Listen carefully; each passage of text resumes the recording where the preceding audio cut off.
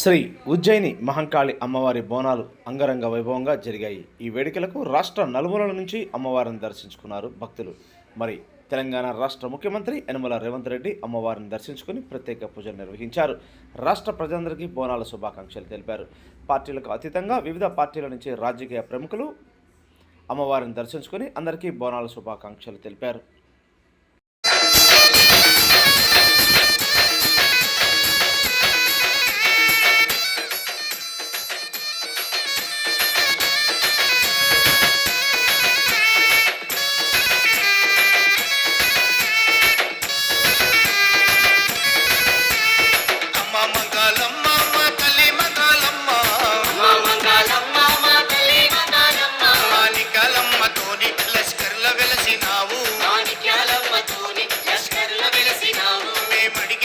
వరములన్నీ అలుగకిచ్చినావు.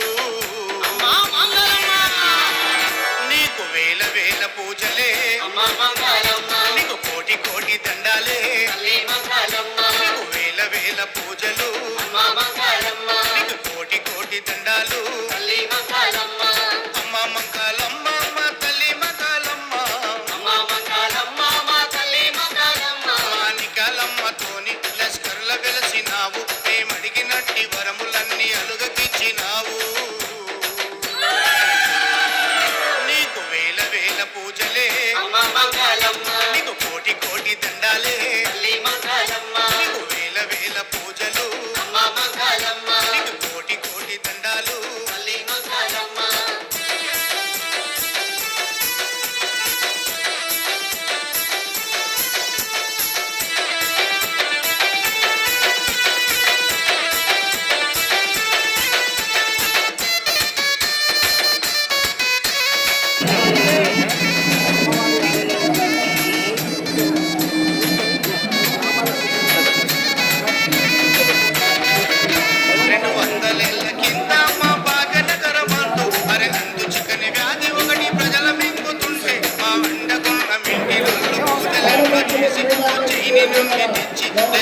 నిలిపినారే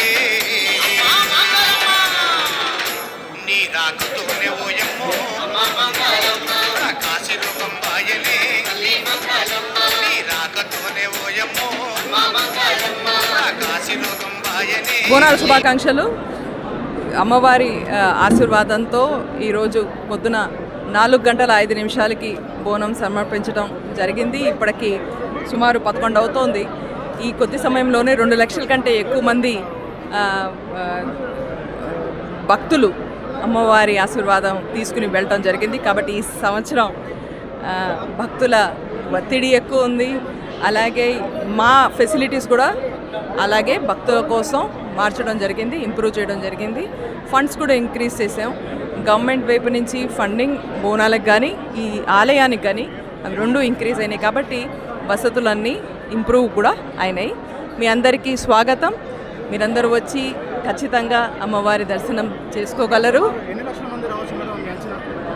చెప్పలేము. Last year అయితే సుమారు 20-25 లక్షలు అన్నారు. ఈసారి అది ఆ మార్క్ దాటుతుందని అందరు అంటున్నారు. ఖచ్చితంగా మీరు రండి, దర్శనం చేసుకోండి. ఏ ప్రాబ్లం లేకుండా దర్శనం అవుతుంది, అమ్మవారి ఆశీర్వాదం దొరుకుతుంది. ఇంకేమైనా ప్రాబ్లం ఉంటే నాకు ఖచ్చితంగా చెప్పండి. ధన్యవాదాలు.